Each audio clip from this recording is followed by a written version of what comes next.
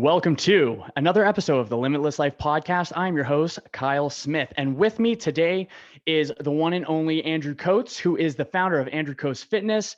He is also a writer for T Nation, Testosterone Nation, for those of you that don't know, Muscle and Fitness, Barbend, Generation Iron, True Coach, and the Personal Trainer Development Coaching, I believe, correct? The PTDC, Personal Trainer Development Center. Yep. Excellent. He is also the host of Lift Free and Diet Hard. I had to practice articulating that a couple times. And he is a speaker at a many events. He speaks at many events. And he's the co-founder of the Evolve Canadian Strength Symposium Fitness Conference. Yep. Which I think, you were there. You guys were there. I wasn't there on that one. I don't think you were that one. I thought you were, but maybe I'm mistaken that. You were. I definitely heard of it, and I think I went to an after party for it, but I don't think I was actually at it. Because I remember Cody and some of the other trainers from Evolve Downtown were all there. So yes, yeah, a bunch of them went. They said it was awesome though. But before we hop into the beauty of this conversation, I just want to acknowledge you, Andrew. I want to say that you and I have been in the industry for very similar times. You have been crushing it in the last chunk of time. And that is by no means accidentally happened. I know that there is a component where you fell into what you're doing now, which is something I want to talk about. But as a whole, I think that what you're doing, how you're collecting, you're bringing people together, you're creating full relationships, not transactional relationships. I can see it with the enthusiasm and the energy and the absolute love and care that you have for the people that are around you, no matter where they are in, like, let's say, their particular journey or their particular status. I think something that you do that is so cool is like I think you really bring your heart to your relationships from the get-go. I think that you bring a lot of you bring a little bit extra confidence in someone who may not feel confident. And sometimes we need those people. We need to borrow other people's confidence in ourselves to be able to step our game up until we build enough for ourselves. And I just want to say that I think that is something for my observations in the last 10-ish plus years. That is what I think what I view your growth as. Like, that is your trajectory, where starting out and then now it's just love, affection, leading through behavior, leading through being a role model, and just going from a smaller province or something, a place where you wouldn't think someone would just roll in and be like, holy shit, this guy's from Newfoundland, and now he's speaking with some of the best speakers on the planet. And I just wanted to recognize that and acknowledge you for the amazing work that you're doing. Thank you. There's a few cool things in there. Newfoundland. So if anybody is familiar with, I mean, again, there's more enthusiasts, but Jeff Nippert is a very prominent individual in the industry. And there's a iconic bodybuilder named Frank McGrath. He's an old friend of mine. Or Jordan Shallow, the muscle doc.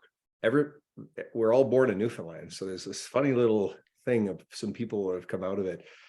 And at least, Jeff and Jordan are phenomenal educators in this space. And I remember, it feels like it was probably an event at the old company, the now bankrupt and disgraced old company that you and I both came out of. Long story there.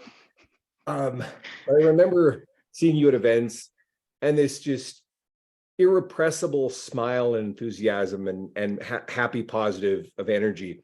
And you've always had that smile and that energy. And obviously we got to hang out recently at an event in Scottsdale, the one that you're alluding to that I spoke at. And you jumped in there, and it was the same sort of energy. And I remember referring you, a client of mine, Michelle, who's actually, she's an old friend of mine from university in Newfoundland, and she was looking for a trainer in the downtown area. And I'd sent her to you many, many years ago. So, we've known each other a really long time. And it's actually really cool to see just how many people have come out of that old organization and thrived. Our friend Max LaRocque, who was also with us in Scottsdale at that event. There are a lot of trainers who are now at the Evolve Downtown location who have thrived. There's a few at the South and scattered all over the city and the industry. So it's been there's been a lot of good stuff along the way, a lot of kindnesses. I'm very grateful for the experience of the old company, even though, yeah, I mean, we probably won't get into that, but unfortunately, some of the stuff soured with that one. But I wouldn't be where I am without 6 years there, and then now it's 6+ with Evolve, which has been the best transition I could have ever imagined. And Evolve in a very significant way has grown because of your influence, because your old client Johnny, our friend, turned around and decided, well, hey, I want to open one of these things up, and it became a state of the art, this gorgeous complex downtown, and the model for future builds. And I know that we're getting the 6th ever Evolve right away that Johnny's partnered in, going into Calgary, with a couple more going into Vancouver. The company's thriving, so it's really nice to see, and it's cool to be a part of it. Yeah, I completely agree with you. I think it's providing something that is so unique and so specific that if anyone duplicates it, it's going to be noticeable. I think it's just like the whole process in itself. But so I remember when it was on the south side at the original Evolve, when you were looking out and about, and of course there was the company who shall not be named, Voldemort style. They might come after us. They might know where we are. But so with all the shenanigans that was going on, there was obviously some form of obstacles. And I understand that when there's obstacles that are in someone's way, they perceive it as an obstacle. They shut down. They become, they'd rather just buckle down and just ride it out and hope for the best. But you seem to have wanted something more. So how is it, or actually, did you view it as an obstacle, or did you view it as an opportunity? And do you think that there is a difference between the two outside of just how we perceive a situation? It's mindset. So there's a beautiful irony in all this stuff. I mean, the classic book on this is The Obstacle is the Way by Ryan Holiday. Mm-hmm. And as problems escalated in that environment, and I won't get into specifics, but I was dealing with a fair amount of harassment. There were some bad faith actors in the old organization.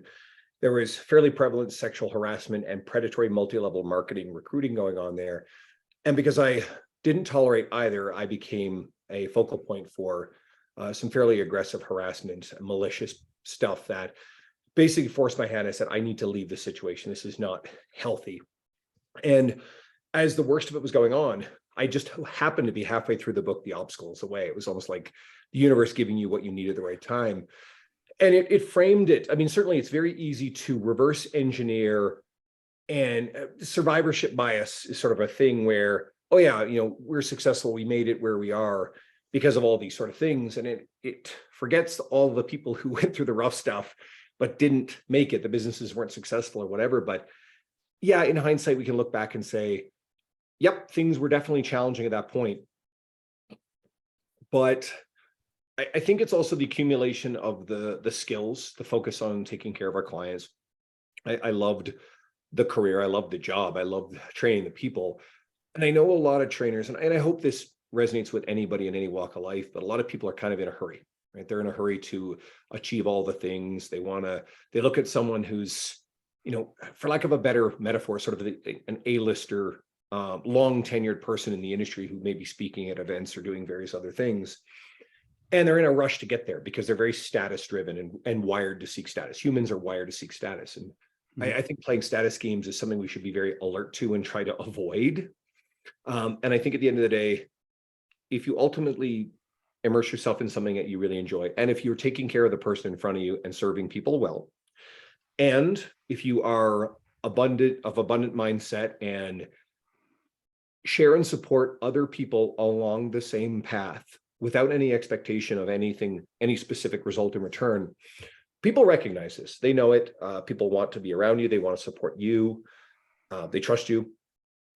But if you're wired just to make sure that the other person comes out of any situation, whether it's your client or a competing trainer, then the universe just tends to take good care of you because people recognize this. Good things come back to you. People want to continue to work with you. People support you. I've received so many referrals from trainers all across the city because someone was out on mat leave, or someone had left the industry, or they were full, or they just couldn't accommodate someone. And a lot of great clients that I work with have come from other trainers because they trusted that I was a safe place to send that person, and the client would be well taken care of. So you approach everything with that kind of attitude, and opportunities come your way. And you alluded to something. I started my career not because I was this 20-year-old kid coming out of school passionate about being a trainer. I started at 32 years of age, transitioning out of other industries that, I wasn't really interested in or saw a future in, fell into training, found that I really loved it, put my head down and just took care of the person in front of me day after day. That accumulated to the point where, sure, definitely a lot of skill, a lot of experience.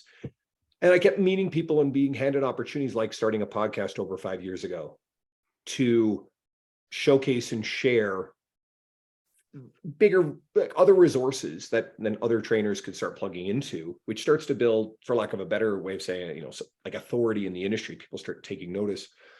I was very much interested in writing, so I started writing for my own website. One of my best friends, I didn't know how to code or build a website, even as easy it is today. So a friend of mine built it for me, refused to take any money, still my best friend to this day, who's been an unconditional supporter and a wonderful human. And because I started writing, and then because I started traveling to events like the one that we were just at, and it's one of the reasons why I was so excited that you would get immersed in that environment and Max and other people, is I knew it would be career changing. Once you get out of the local environment, and we have a great local community of the fitness industry, but you put yourself in a room full of people of like mind, with the same goals, ambitions, who are very supportive, who are inspired by what other people are doing. And that's what I hope you would take from that experience. And I've definitely very much gotten the impression that you did. And it just blows the doors off of our limiting beliefs, our expectations for what we can accomplish. And it can reignite passion and enthusiasm for something. We go through ebbs and flows in our careers. And by going to a lot of these events over the years, which started over 5 years ago, I met a lot of these people. The first event I ever went to, called the Fitness Summit in Kansas City, 2 of the people I met at that event were in Scottsdale, my friends Bonnie and Robbie, and I shouted them out in the presentation. Yeah. Go for them. We got a photo together. And I kept going to these events. And as people noticed, oh, this guy's writing for his own website. Cool. Okay. This is actually pretty good. Hey, there's a podcast. You build relationships through things like podcasts. And then all of a sudden, a friend of mine who I didn't even know was involved with it picked one of my articles to be featured on a weekly best list of the Personal Trainer Development Center, right? They don't do it anymore, but that sort of got some traction. And then I had one of the editors from T Nation. I've read T Nation since the start of my career, on the podcast. A few weeks later, Danny turned around. She asked if I would come write for them, which of course is a dream come true, because I've been reading T Nation, like I said, for a very long time, including, people like Dean Somerset, who Dean is at Evolve Downtown. Dean is, we've known Dean for forever. He's been a significant role model for a lot of things I've done in my career. Without Dean and what he's done, I probably don't lean into some of the things I've gotten to do, right? He's been really significant in that career.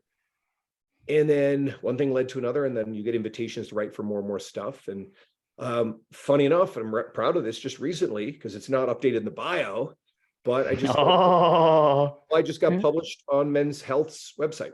So now I write for Men's Health.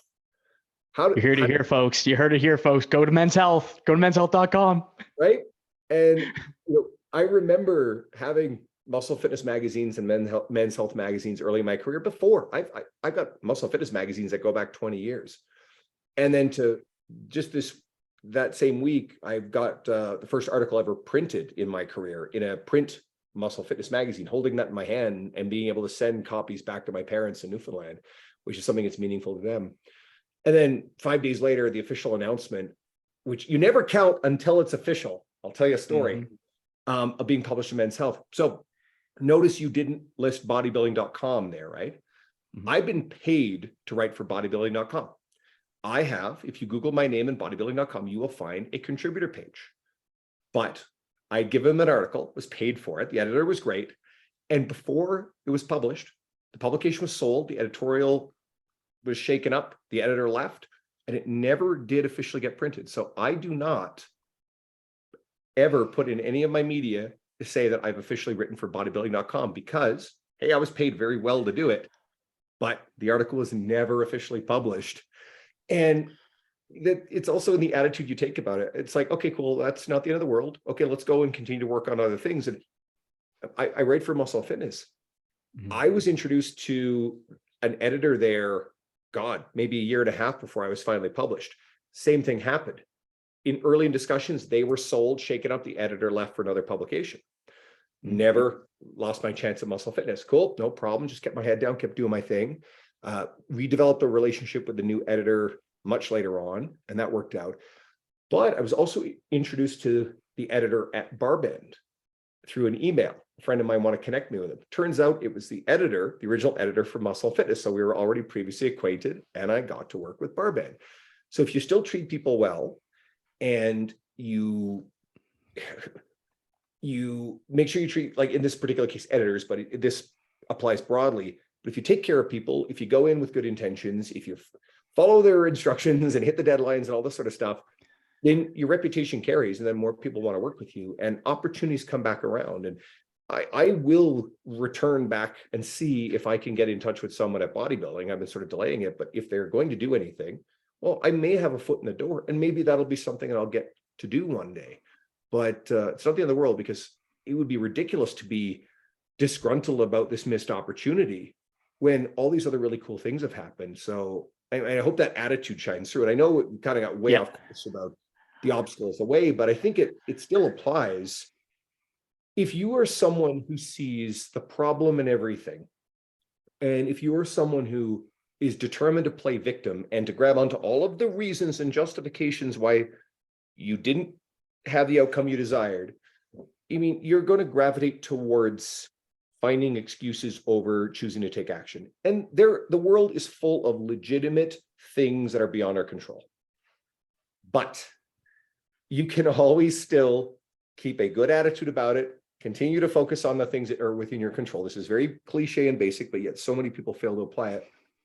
And good things, good opportunities will come your way, especially if you have a great attitude, because people want to work with, and they recognize people who are abundance mindset, supportive.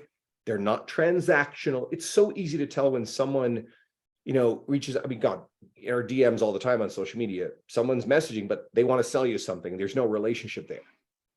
Yeah. Versus, people are just going right in for the take. Yep. And I can't count the number of people. Like, I get these Facebook friend requests from these business coaches, right? And some of them look like they're 12. And all of a sudden in comes the DM, and it's like, hey man, what do you do? Where are you from? It's like, that's information is all in my bio, right? And of course, in comes the pitch. And I immediately delete them if I even added them in the first place.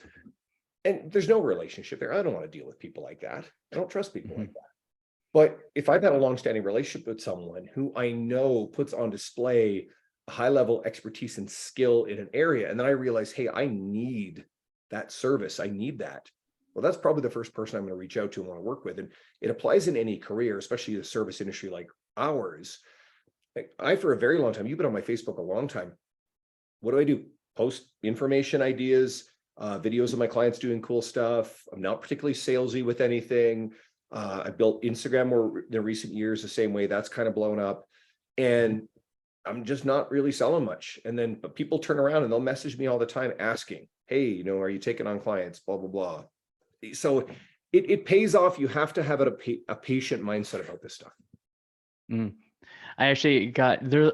I really liked all of that. There's a couple things I really wanted to go along with that, but it was actually the patience part. So it actually loops back to a thought that I had earlier, because it's been so long in the industry. So how do you keep yourself present in a time when everyone wants to move so quickly? Is it like a framework? Is it a practice? Is it just not being on social media as often, so you're not getting brainwashed with the ease of success that so many people are portraying? Like, to me, social media is a highlight reel for a majority of folks of their life. It's not the whole thing, but people perceive it as that's their whole life. So with so many folks pushing impatience and just go, how do you find the patience? Do you practice the patience mindfully? Are you intentional with it on a day-to-day basis? What do you think? I think there's some things that are innate, and I think there are some things that you're always developing a skill on. I really do like reading books. I'm currently going through a book again called The Practice of Groundedness, and I would recommend it to anybody, by an author named Brad Stolberg. And I recently connected him with on social media, and he's going to be a guest on my podcast soon. Cool. Really, really cool guy. Really, really awesome stuff in that book. I'll just let people explore it if they want. And I think you kind of have to go into stuff like that, or books like The Courage to be Disliked. I'm trying to think of a few more that are really good. Um, I know that more and more we're seeing authors write this sort of stuff. Brene Brown does a wonderful job with things about, shame, guilt, vulnerability. I think this stuff's wonderful. We all also have skills. Humans are pattern recognition machines. It kind of go like, there's all this talk about AI right now, and one of the limitations of AI is pattern recognition. Of course, it'll get better, but humans are great at pattern recognition. And for a very long time, I think since probably university, I was always probably interested in social dynamics. I went to a very small high school in rural Newfoundland, so maybe that's probably why, because I didn't get exposed to it early. So I'd always be fascinated with the social dynamics of popularity isn't a piece of it, but that's not entirely it, but just the way that young people interacted in an environment like a university. And so I would find that I would assimilate the lessons and notice little things. And I find that a lot of that also works for social media. So yes, I think it's very wise to be very careful about spending a lot of time on social media, constantly consuming it, being exposed to all this appearance of super success. But some of the people that inspire me, part of it's the attitude. My friend Luca Hocevar is one, but there's so many other people.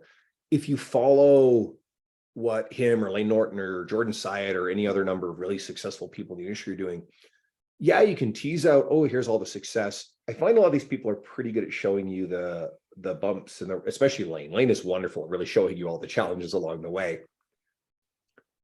But I'm good at, because I think I've fostered this skill and I'm interested in it, recognizing patterns within how people interact with social media. One is I'm wise enough to understand that, as you said, there's a lot of highlight reel stuff there, but I can spot fake stuff. It seems like it's obvious that it's fake, but obviously a lot of other people don't necessarily know this. So you have to be alert to that. But I can see a lot of inauthentic fake crap in the industry. I can smell fake following, people buying followers. It's really easy to notice once you notice how to look for those patterns. So if anything, I almost kind of am turned off by all that sort of stuff, which helps ground me in there's only one way to do it, which is the patient, authentic, real way. People are smart enough to figure this out. It's easy to say, yeah, you have to trust the process when you're further along the process, but I can also explain how the process went, whether it's the writing or the building the social media or the sustainability of my career. I have never been in a hurry to get off the gym floor. I have never been in a hurry to try to mentor other coaches. I really like working with the clients I have in front of me. I've always invested and fostered those relationships, which means I enjoy it, which means I want to come back to it, which means I get paid very well to do it, which is not the only thing, but it helps. So therefore, you have a good, safe livelihood. So you're not coming from a place of scarcity or fear of where's the next paycheck, where's the next rent payment going to come from. You've got that solid foundation, and that's just been ingrained for years. And so that it gives me the freedom to play the long game and patiently execute on the process. What are we always talking about with our clients, right? Is to trust the process, to fall in love with the process, to show up and crush the next workout, to trust that, okay, cool. A bad meal on a weekend is not the end. It's just one piece along the way. And as long as we're consistently getting better at reducing the frequency, severity, and duration of binge episodes, in this case, then they're making progress and they're doing great. And it just becomes trust in that process and the wisdom to see through the bullshit, I suppose. And like I said, yes, like that. It's easy to look at it through hindsight and say, well, this is why this was successful. But it still does become truly trusting the process. And you can't be in a hurry for all this stuff.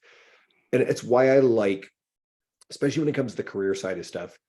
Yes, I think it's great to plug into some role models and people who've done it really well, and people who are humble about it, people who show the lessons, the hard stuff. But I think it's great to immerse yourself in and around and support in a community people who are on the same journey that you're on, because some of them will be doing some really cool stuff that you'll be inspired by. They're going to be a bit more relatable. And you ultimately become just someone else who's on that same journey, and you got people walking the same path with you in the same place. And there's a lot of power in surrounding yourself with those kind of people, action-oriented people. So on that note, because I actually want to talk about imposter syndrome with you. Uh, and so going with that one, so you were on the stages like with the folks that you just mentioned, Jordan Syatt, Lane Norton, Bedros Keuilian. Do you, or you may be a little bit more conditioned for it, but let's say when you first started speaking on stage, what was the degree of imposter syndrome? What were you experiencing? There's no question that, the first event I spoke at was a friend of mine's event. He rebooted it in 2021 in August because COVID obviously was rampant. So I think there was about 35 people there total, which was actually a perfect thing. But he was determined, no, I need you to speak. I tried to deflect it initially. And Why'd you want to try deflecting it? Why is that?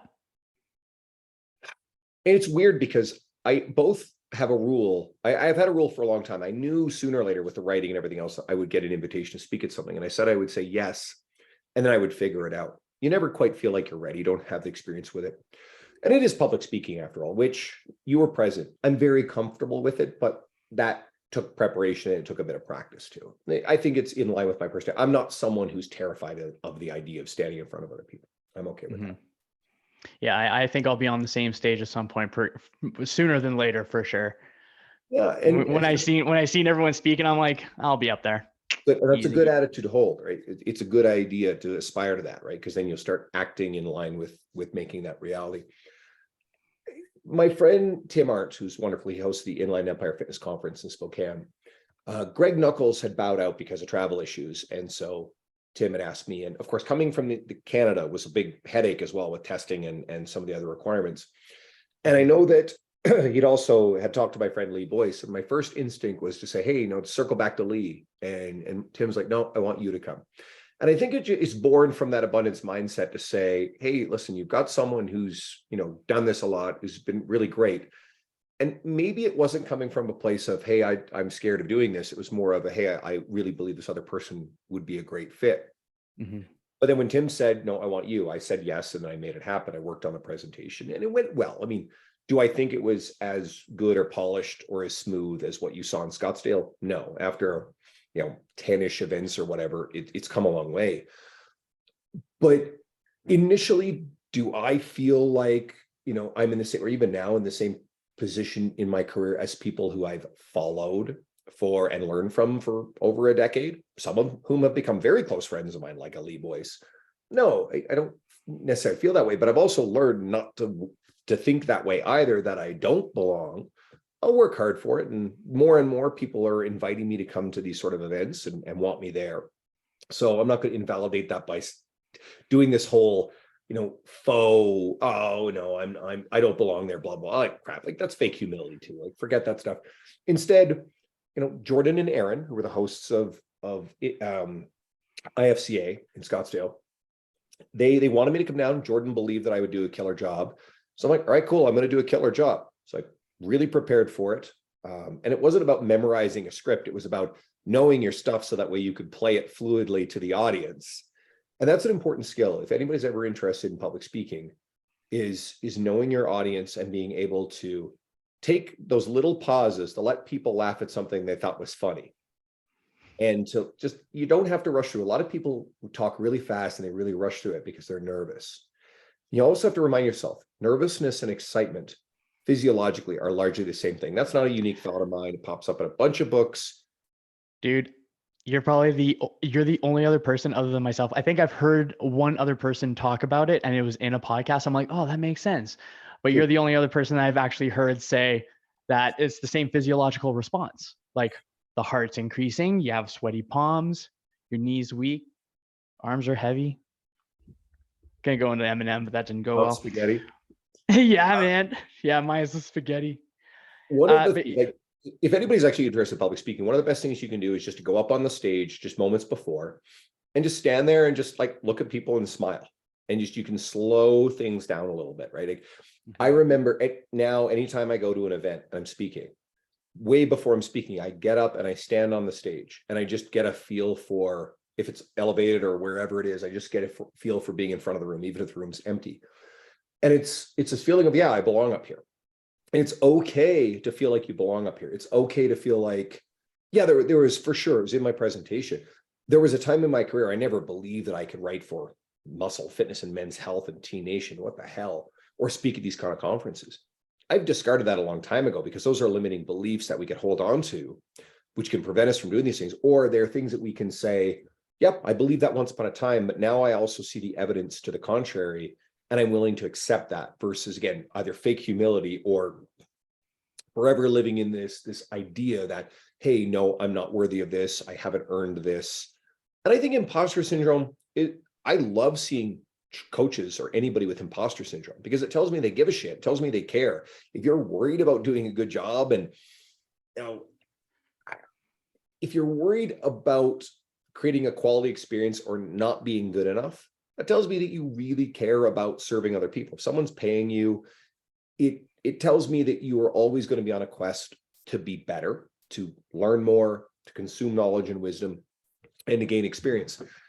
And it's the people who unabashedly say that they've never experienced imposter syndrome. They're either lying or they're sociopathic, which I'm not sure which is worse, right? And some people think, oh, it's not cool to show that vulnerability.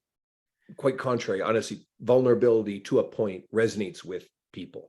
So imposter syndrome, it's a good thing. If you spend 20 years in a constant state of anxiety and imposter syndrome, then you need to work past that a little bit too, right? Like at a certain point, if someone's gained the experience, the wisdom, and other people outwardly think, hey, you're worthy, I would like you to write for this, I would like you to speak at this. Well, maybe someone doesn't like public speaking, that's fine.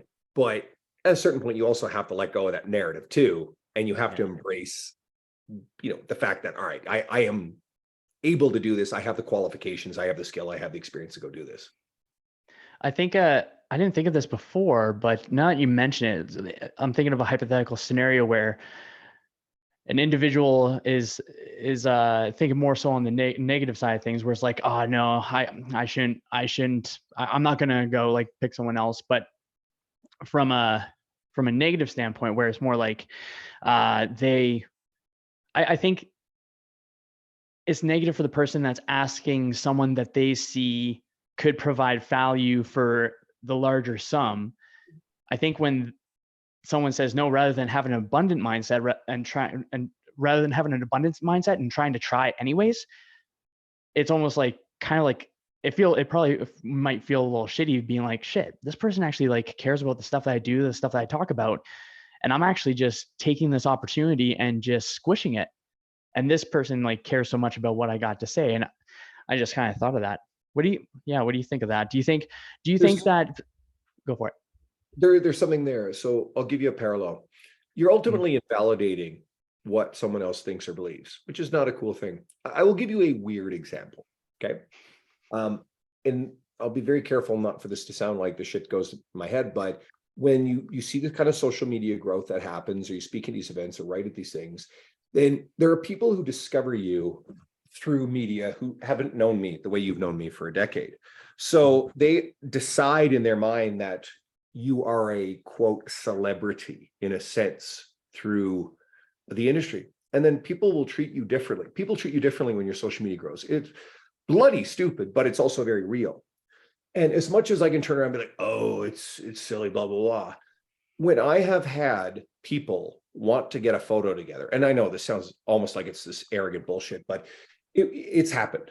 Or if someone comes up and says hi and wants to meet you, I was at the Olympia Expo, and a handful of people there recognized me from social media. So they wanted to talk. And if you turn around and you deflect that because you think you're, oh, I'm just a normal person, blah, blah, blah. Okay, cool. That's you maybe like overcompensating with humility. But what you're also doing is you're actually invalidating the fact that this is meaningful to that person. They're excited to meet you. They like your media. It's like celebrities. If you go and you meet a celebrity in real life, and I haven't met many, but I find a lot of people are down to earth, humble, pleasant. You interact with them. But of course, every once in a while, you get someone who is, and then there's boundaries in time, but someone is either dismissive or like just diminishes the experience, but they invalidate how you feel about it. If you're excited to meet, an NHL hockey player or the bass player of your favorite band, or God only knows what, and that person really just downplays the whole thing. It's not about being arrogant about it, but it's the opposite when they just like totally, oh, this is like, I'm nobody. Like, why you shouldn't even care about this sort of thing. Guess what? I happen to like that band a lot. It was really cool to meet that person, right? And I find sometimes it's just, if you can just take the photo or just stand and talk with someone and make them feel important, then that goes a long way to validating something that was meaningful to them. I hope that makes sense. Absolutely. Yeah, that was a great. I like how it was a first person kind of story as well. So it was really good. So I'm someone that really likes. I'm very confident in my work capacity. Since I was in my teens, I knew that I knew that effort equals reward, and it goes with school. Like I sucked in school, but I was almost done my culinary arts apprenticeship program before I was even graduated. So I've seen hard work as something that's a little bit more useful in that moment than my academia.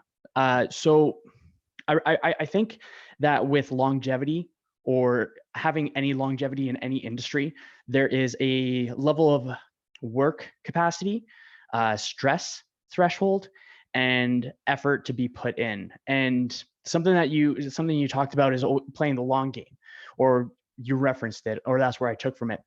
And do you have anything? I know you played sports before, but even before that, is there any sort of moment where you recognize, I know that I can outwork some people, or I know I can outwork myself from last week? What emphasis on effort do you have? I'm not sure if I have like a one-to-one direct answer to that question, but I'll try to explain it anyway. And I'll Cool. go at it sideways. It's really important to understand your work capacity and your boundaries and what burns you out. Okay, so let's come back to that. Mm-hmm. It's also really important to understand that if you're doing something that you love and is aligned with you, you have a much greater capacity for work and effort than if you're doing something that you don't enjoy. So obviously most people in the fitness industry, they have higher capacities. So burnout can happen. You can fucking burn out. I've definitely like danced on the edges of like being overwhelmed a few times with the amount of shit that I try to take on. But it's much harder to burn out if you're doing things you love. Okay. It's not an absolute rule, but it's harder. I think then you have to look at who are the people whose energy and media resonates with you. So one of my best examples, and he was in my presentation a lot, is my friend Luca Hosevar. So Luca's a gym owner in Seattle, public speaker. I pulled him into T Nation. He's written for a lot of other stuff. Very dynamic, high energy person. Now he's also someone who probably is a little chronically underslept and over caffeinated. He's getting better. But he's a guy who used to play European pro ball, and he's a former knucklehead turned like super entrepreneur. Really, really inspiring guy. And his energy, like if I'm ever like, oh, low energy and like dragging ass on something, which happens, then I'll see Luca doing something. I'm like, that motherfucker is like getting a workout in at like 10:30 at night in the gym after a long day, and he's still writing. And they're like, okay, I got a little bit more in the tank. I mean, for a lot of people, it's sort of David Goggins type stuff. If you read the book, Can't Hurt Me, right? I think Goggins is lucky he's alive and didn't die doing all the shit that he did three times. Have you heard? He wrote a new book, and he was talking about how the doctor had to pull the blood, like the inflammation in his knees, like I forget exactly what it was, but it was basically just dead blood cells. He was just out of his. And that's an example that goes back to what I alluded to earlier, which is survivorship bias. So like Goggins. Oh, can you explain survivorship bias real quick? Sure. Okay. So survivorship bias is looking at all the successful examples. So you don't see all the bodies along the way. So yeah, you get the person who's literally climbed Mount Everest, but we don't talk about the people who are literally stuck up there because they can't bring the frozen bodies down off the mountain. You don't hear the stories about those people who did it all right. Another good example is, say, the bodybuilding world. You see, here is how X bodybuilder became Mr. Olympia. Here is how X bodybuilder did really well. But what about all the bodybuilders that did the same protocols and the same things and were hurt or got sick or died or these other sort of things? So a lot of times survivorship bias, people are successful not because of certain behaviors, but in fact, in spite of those behaviors. And we see this in the lessons of, Steve Jobs is a really good example in the tech world. And there was a lot of talk about how a lot of tech leaders became these sort of demonstrable asshole type leaders. And they mistook that whether companies were successful because of that leadership style. Steve Jobs was successful not because he could behave this way earlier in his career, but in spite of it, he was also a passionate visionary with an exacting standard for, visual presentation. And he also had an incredible flair for public speaking, which he actually worked on. So survivorship bias is, you just want to be alert to it. Another good example is late in his career, Tom Brady adopted a nutritionist who was a total pseudoscientific nut job. He was doing some really unscientific crap with his nutrition. Now, or LeBron James with his cryo stuff and whatever. And LeBron James, gifted athlete, Tom Brady, probably the best quarterback to ever play, great mindset for football, right? Whether you like these guys or not. And they were successful for a lot of reasons. They weren't successful because LeBron did a whole bunch of cryotherapy. Sure, that probably kept him in the game to game later in his career. He invested a lot of money in his physical health. Brady's nutrition, he was probably already so damn good at almost everything anyway that the nutrition just didn't make a difference. But if someone were to make the mistake and think, well, I got to follow Tom Brady's late career nutrition thing because it's going to make me great at shit. No, that's not how it works. That's survivorship bias. Gotcha. So you're like, if you're on chapter 1, you're trying to jump to someone else's chapter 10, implement exactly what the individual does with the hopes of a similar Absolutely. result. Gotcha. And it does become identifying behaviors that are probably more counterproductive than productive, and that there are a whole bunch of other things, whether it's natural ability and or work effort, and there's accumulation of factors that lead to anyone's success. It's just not misattributing 1 to 2 sort of outlying things. They're attention grabbing and thinking, well, that's a reason why Steve Jobs or Tom Brady or Ronnie Coleman were successful. So bring me back to where we were before we got into survivorship bias. For that part, we were talking imposter syndrome. We were talking about Luca, how he's a badass, high energy. Right. So you find the people that resonate with you, sure. And you can kind of channel them. We were talking about Goggins, and Goggins is another great example of survivorship bias. I mean, if anybody else tried to do the things Goggins would do, they would die, right? He would kill almost anyone else. So that was the point I was going to make. So I think you can take lessons from, hey, you can work a bit harder from Goggins, just don't try to replicate what he's doing. I don't think most sane people would. We'll move on from Goggins. There are other people in the industry who are really good about sharing the boundaries they set. John Berardi, Brett Bartholomew, Molly Galbraith, Sohee Lee, among many others. And they're very clear in their media that there was a time early in their career where they probably felt pressure to do it all, but they now put family time and their personal values as being non-negotiables. They set very, very firm boundaries about what they say yes and what they say no to. This is an essential skill for anybody. The book Essentialism is really good for this, because if you're saying yes to everything, then you're ultimately saying no to really key opportunities. And I've gotten better and better over the years. I say no to most things, right? I say no to most new client inquiries, actually. I say no to invitations to write for stuff that aren't the big publications that I'm already serving, or a handful of key publications that I aspire to write for.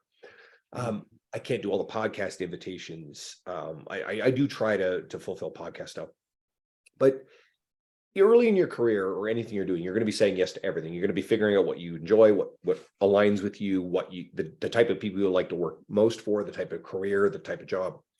But later on, you're going to tip past a point if you're working pretty hard, where you're busy enough that you actually have to get really picky about what you're saying yes to. So going back to what we were saying before, I think it's very valuable to follow and pay a little bit of attention to people who authentically resonate with the type of energy you have.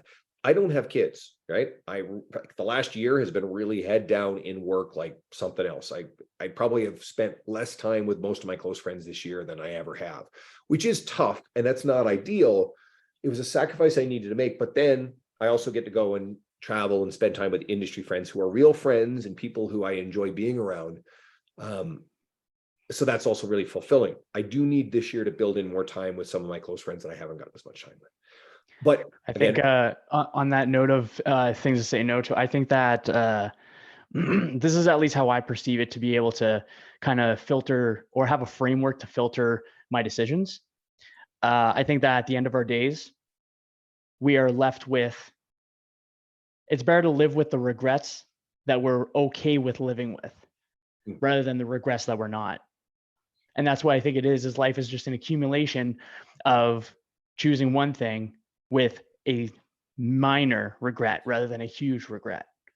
So it's And like putting that through that filter to figure out what is the priority in this present moment rather than.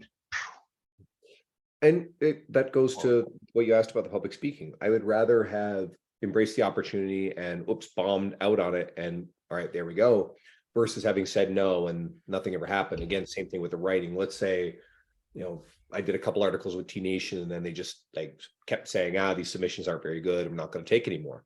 Okay, cool. I'm glad that I tried that stuff. Honestly, it's worked out really well.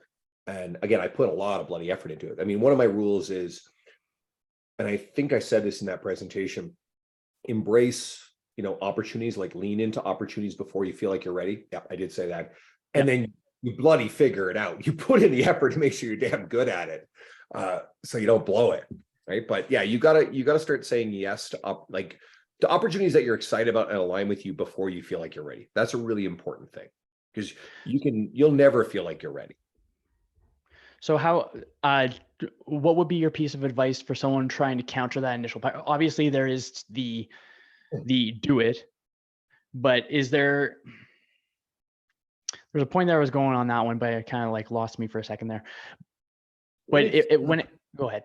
Let's see if I can draw a few things up. One is if there's stuff that you feel like may come to pass, you can do what I did and you can pre-decide and say, I will say yes to this opportunity if it manifests. You can decide in advance, I will do this. When it happens, you've said yes, you're like, oh shit, now I got to go figure it out. I mean, it's burning the boats, right? It's all right, I've committed to this, now I've got to get it done, right? And some people, as long as you're someone who can, perform under pressure, you'll be fine. So that's a component of it. Go ahead. Oh my goodness, there is so many parts on there that I actually that I really liked. This is a one takeaway or one piece of advice that I would like to pull from you. But for the for that hesitancy to want to take that leap for the folks that are, or even myself, actually, I'll just speak from first person because it's just easier, so I can selfishly ask you for advice. Is there, what would be, obviously, so predetermining the outcome of the situation, you have that intention, you have that foresight, right? I think that luck is when preparation meets opportunity. How is it that you stick to preparing without the certainty of that opportunity? Well, again, it goes back to trusting the process, right? So let's look at some of the things that I've done in my career that are kind of the things that stand out, right? The writing, for example. Okay, cool. Well, I got my friend to build a website and then I started writing for it. I started doing it, but I also started reading books on writing. I started studying how to be a good writer. And you can get through a lot of the basic concepts and you can really check a lot of boxes and then you're fine. And you just continue. And I try at any given time to have one book on writing going. So that way I'm always at least conscientious of it too, is actually doing it. You will get better at it. When it came to the speaking stuff, well, I reached out to a few friends of mine who are accomplished speakers. Luca happened to be one of them. Luca also has a lot of books. So Luca gave me a list of, I think it was about 3 books to read. One was The Presentation Secrets of Steve Jobs. Another was Talk Like TED. So I read them. And these books really helped me prepare a lot of the stuff for it. And then I also had, my then girlfriend, who was really good with PowerPoint stuff, taught me how to build all that and helped me build my first presentation, because I was useless with the stuff. I hadn't done PowerPoint since I was in business school 20 years prior. And so again, I went to the resources or the people that knew how to do these things or got directed to the books, because I'll consume books voraciously. And not every answer is found in a book, but go to the information and you bloody well learn it, right? If there are things you're interested in, I mean, everything's on YouTube. You could literally go to YouTube and learn about how to do whatever. You can watch TED Talks up and down in the analysis of good TED Talks and why certain speakers are better at TED Talks, right? So there's tons of resources out there if you're willing to go out and learn these skills. Sometimes you also realize, okay, there are certain skills that aren't necessarily things you're either interested in or you're going to be good at. Me building websites, coding, that sort of stuff, never been anything I've ever been interested in, never been something I'm good at the pattern recognition of. And it would be time cost prohibitive to go develop those skills compared to doing the things that I'm much better at. So it makes more sense for me to hire someone to do those things. So I've since hired a very professional web developer. He's Lee Boyce's web developer. And so it was referred to me, and his name's Andrew, and he's built a couple of websites for me now, my main one, plus our side project, our Forever Strength women's group program. And he takes care of that. And honestly, the value of my time being put into things that I'm doing makes more sense than me trying to go and learn those skills to do a pretty mediocre job versus paying a guy who's literally world class at it. More recently, I wanted to film a video library to go with something that I'm building and get more stuff up on YouTube. And I hired a young trainer named Luke, who is based out of Evolve South. He's done really well for himself very quickly, but he's good with video. So Luke, I hired him for an afternoon. We shot 3 hours of a video, and then he processed it all for me, and I was able to upload it to my YouTube. And I'm going to cross-link it into a program that I'm building. It's going to be an email lead magnet, which is something I'm behind on. There's a lot of things that a lot of successful people do in the industry. That's pretty basic shit that I have not actually executed on fully. So do not kid yourself in thinking that I have it all mastered or I've been able to put the time together. But yeah, I'm more than happy to go and pay someone who is good at it. And then I can turn around and spend more of my time training the doctors and lawyers and business owners that I train and make a lot of bloody money doing something that I really love. And then being able to pay other skilled people to move me along that much further. I'm very much so on the same boat. I think not enough people value time as is. I chat with a lot of old people, and I mean old people. Like there was a 95-year-old lady, and absolute sweetheart. She was the kindest person. She just like kind of walked on by, and I'm like, oh, I should have said hi. And like next time I see her, because she's a regular on the promenade, I'll talk to her. So I started chatting with her, and I asked her, what are some tips for living a good life? And it was a complete stranger. I just went with it on the fly. And she said to be around people that make you laugh, to keep your exercise, and to just live a really like chill life. And after chatting a little while, because I view myself as a very patient person, I always think of the longevity thing. So I'm not in a rush to do things, but it makes the quality of what I do a smidge better. But she was talking about how like her grandkids they're just always just go, and there's no patience, there's no value on the time that we are given or the time that we have while we're still around, right? And I think that something that's helped me get out of my own way, especially in the last year, is to remind myself that money can always be made, but time can never be brought back. But money can be utilized to leverage that time so you can focus on the things that you actually are good at and kind of relinquish the stuff that you suck at, so you're less resistant to doing the thing to get the outcome, right? So it's just like what you're saying, how you got someone or a couple folks that are better than you at the particular skill. And I think bringing people into the circle, it creates a community, it creates a team. When there's like a transaction, not even a transaction, but there is a trade of value. And I think the value is time, where someone can bring their skills in. And even if it's just like paying them, it makes life so much easier by being able to just focus on the things that are important now, rather than the things that are actually just probably going to be a bigger pain in the ass and is going to take more time than you think it's going to take. And it's always better when someone else that actually likes to do it goes to do it. Kind of like when people are coming to us and they want to start training, but they don't want to do it. They don't know the information. So we bring them in, we teach them, we show them, we provide, instill a sense of confidence in their current abilities, and then show them where they can go. But it still started with, I don't like this thing, so I'm going to get you to help me like this thing so that I can provide more time.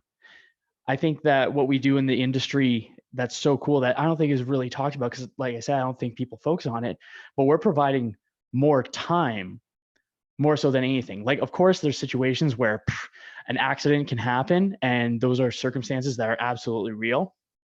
But from like a health standpoint, time is something that is finite. And I think the cool thing about the industry that we are, and like you mentioned earlier, how we're so passionate, I think is because we get that opportunity to provide people things that no other service can, kind of thing. It's like we want genuine health and longevity, while some other like industries want health and longevity as long as you're purchasing the pills. Well, there's a couple of fun things there. One, I love old people. I love the stories. We get some like 95-year-old lady who just like says the secret to her longevity is like some sort of ridiculous bullshit. It's like I drink 3 Dr. Diet Peppers a day, or I have like a glass of Highland single malt, or, hey, I smoked a pack a day for, my whole adult life. That's survivorship bias. That's a really good example of it, actually.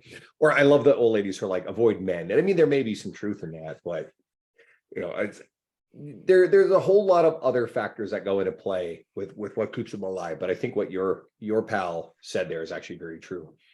God, there was something else in all that, but my brain is a little scattered today too. So, oh, I know.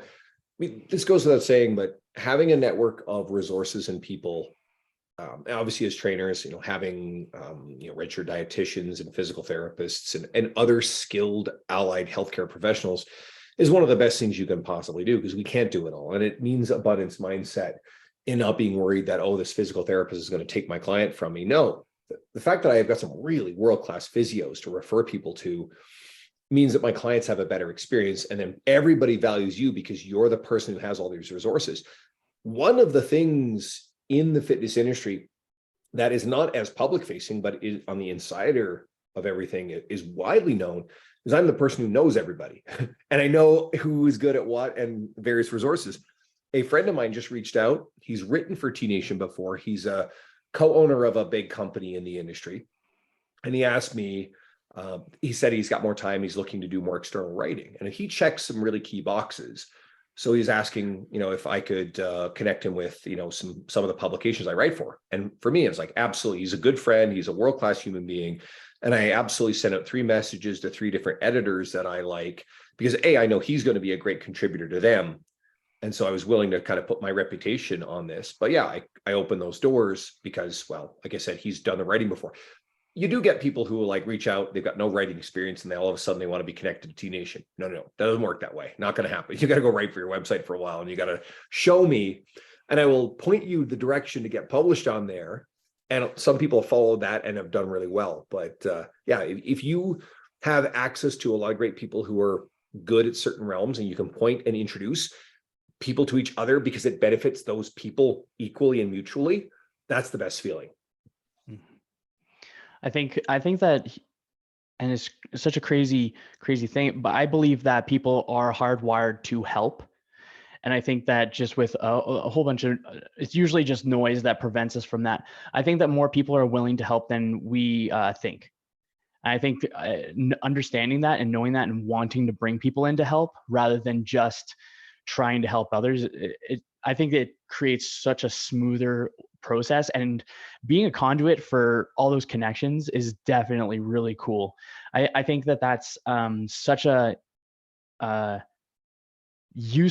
a useful skill. Connecting is a skill. I truly believe that connecting is a skill. I think that having the ability to, I think you having the foresight to be able to think, okay, so, I know this person to connect these two. I think having that real quick is pretty freaking sweet. I think it's just slick. I just wanted to comment on that. Cool. Well, got any final questions for me before I run out of time? Oh, sir. Well, first and foremost, where can people find you? Instagram. All roads go through Instagram at Andrew Coates Fitness. Yeah, you can check out my website, www.andrewcoatesfitness.com. And I forgot to mention, you were sort of careful about the Lift Free and Diet Hard podcast, which is a play on words from the 4th Die Hard movie, Live Free and Die Hard, which I remember I used to have trouble saying the podcast name. Now I stumble over the movie name because I'm so used to saying the podcast name. I do like that movie. I think it's underrated, and it just became sort of a perfect title. And a lot of people over the years have commented saying, oh my God, I wish I'd thought of that. They think it's a perfect podcast name. I So completely agree with you. any of those things work, but just if anybody has any questions, I will respond to every message on Instagram at Andrew Coates Fitness. Best way to get me. I'm happy to respond. And just to be clear, it's not a bot that's comment or messaging back. It's just you. I will probably send voice messages more than anything else. And one of my biggest pet peeves, a well-known business coach recently got into my DMs. We've been Facebook friends a while. I've never met him. And I get this message, and it's one of those pretty generic sort of messages. So I send back a voice message, and I'm like, hey, blah, blah, blah. By the way, is this a virtual assistant or is this actually you? So the response is, yep, that was a virtual assistant, but it's me now, and then gets into sort of a back and forth exchange. And then he goes pretty quickly, must have looked at my profile, and then all of a sudden starts noticing some of the things I've been doing in my career. And the conversation shifts from this very cliche, trying to show interest before here comes a sales pitch, to, oh, okay, you're someone who's writing for this stuff, you're speaking these events. Sort of when someone kind of shifts a little bit in a conversation, you can feel it, right? And that was fun. You're like, oh, I know your intentions now. But I mean, I see through them anyway, right? I know that these people are being transactional, and I know this is a tactic that they teach, and it's like, no, it's not a very good tactic. Ultimately, be really authentic and just let people come to you. If they decide that you're worth working with, they'll come to you. But yeah, Absolutely. you get a lot of people use bots, use virtual assistants in DMs. I don't like that. I think that all of your content and all of your communication should be through you, the authentic human. And one of the best ways to do that is to send voice or even video messages. Now, there's also the dynamic of, if I send someone a 8 to 10 second long, thank you, polite response to something, or if someone's asked me a more in-depth question and I send a 30-second response, and all of a sudden I get 4 1-minute long responses, that all of a sudden becomes very time consuming and very difficult. In which case I then turn around and be like, all right, guys, come on. Can you send me like short voice or longer text? It's easier to process that way. But, again, it's about being conscientious of people's time too. And I also don't blow people up with just tons of long voice messages, but it does show that, hey, there's a real human in there, and you can hear the emotion in someone's voice. Versus, I've gotten into trouble over the years with text messaging, usually with ex-girlfriends, because emotion is lost. Yeah, you can't. It's when you're reading text, the emotions are interpreted. Yep. And that leads to some troublesome stuff sometimes, eh? So I got 2 questions for you, my friend. And this first one was inspired by Lewis Howes' School of Greatness. Absolutely. I'm going to take ownership on that. But I think it's a really cool question, or at least a variation of it. So, my friend, you're at the end of your days, probably chilling in Newfoundland overlooking the Atlantic Ocean. I'm just guessing. I have no idea. You're in your recliner. It's like, you're like, it's like coming up. You're seeing the ocean. The people are around you. They love you. They care for you.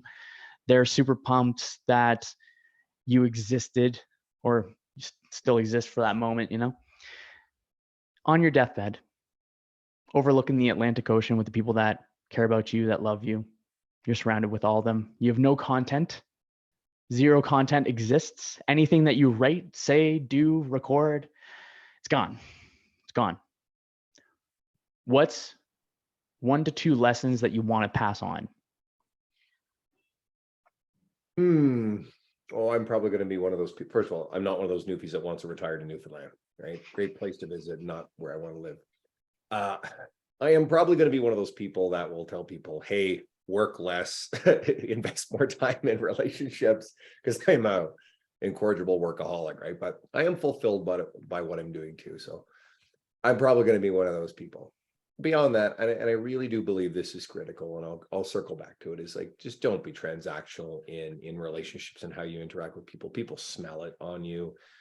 You'll get so much further in life if you genuinely invest in, supporting kindness to other people. And it's not that you can, build really like deep relationships with every person you'll have a touch point with your entire life. But if you are conscientious, thoughtful, and genuine in how you interact with people, no matter how fleeting or how, in depth those relationships become, it's just it feels good on your end. It enriches other people's experience. So we'll say that one. That's my answer. So spend more time building relationships, work a little bit less, Yeah, enjoy it. absolutely. Beautiful. And then the last question specific to this podcast, Mm.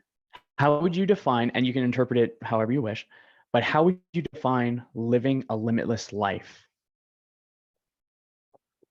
It we alluded to it earlier. It really does become understanding the limiting beliefs and then discarding them. It becomes, say, like I said, saying yes to opportunities before you feel like you're ready. Identifying, you and I came out of that commercial gym, and that commercial gym got our career started. I'm forever grateful for it, despite the headaches. But it also taught us this rigid model of here's how you're supposed to do your business. And I have been fortunate in that I've used, it's the Bruce Lee, I never remember the exact quote, but I've used what's useful, and I've learned to discard the elements that weren't. Our industry preaches, hey, you're supposed to have everybody on a monthly payment plan instead of session model. I like session model. It works for my clients, especially for the ones that can't be on a regular whatever, and it works for them. Right? So that's fine. And I've used that to great advantage to earn a really good livelihood. But also leaving that environment and immersing myself in and around other people who are doing cool things by traveling these events, I saw all the potential that is, which led to podcast, writing, public speaking, building a scalable online group program, and who knows what else that could possibly come as I continue to go to these sort of things. So it really is being able to recognize where you're being limited by self-limiting beliefs, and to start knocking those things down, and then to seek the knowledge or surround yourself with the people who are doing the things that show you, hey, this can be done. Here's how to do it. Here's where to go to get the resources to do it. Well, there we go, folks. Final words with the Andrew Coates. Yeah, that's awesome, dude. Thank you very much, very much. And for those of you that are tuning in, be sure to like and subscribe if you're checking this out on YouTube. If you're on podcast, Spotify, or Apple, be sure to leave a 5-star review. Be sure to comment any takeaways, any feedback, any input. I love to hear from you. Tell me what you want changed. Tell me what you love. Tell me what you hate. Give me all of your questions, thoughts, threats. I love every bit of it. So, folks, be sure to live a limitless life. Just go out there, do your thing. The only thing that's really stopping you, the only person stopping you is just you. There's the circumstances, there's the shit that's always going to be there. So it's either you're going to deal with it while the shit's going on, or you're just going to use that shit as permission to not do the things that you want to do. It's all comes down to choices. Like, to the person that you are in the present is your past future, and the person that you are in your present is your future's past. So with every decision, we can pivot, we can make adjustments. Every choice is an opportunity to change the trajectory of our life. That was my corny little sermon of the day, I suppose. But once again, thank you so much, Andrew, for being here. Thank you for speaking. Thank you for hanging out. Thank you for the opportunity. Thank you for your growth as well, and being able to help and inspire so many other people. Thank you for your effort. I want to acknowledge the effort more so than anything else. I appreciate it. And again, there's a bit of survivorship bias and all this stuff too. I do hope some of this stuff was useful. And anybody listening, thank you. If anybody's come from my media and is listening to Kyle's an old friend. Check, and you like his energy, check out some of his other episodes. And I'm going to reiterate what Kyle said too. A lot of people, you'll listen to these podcasts, you'll soak them in, but you'll forget to do the review. If you're driving, okay, pull over or wait till you get where you're going. But don't forget, actually do that review. It actually goes a long way. Thank you, guys. I appreciate it. Thank you so much, folks. And I will see you later. I hope your day treats you as good as you look.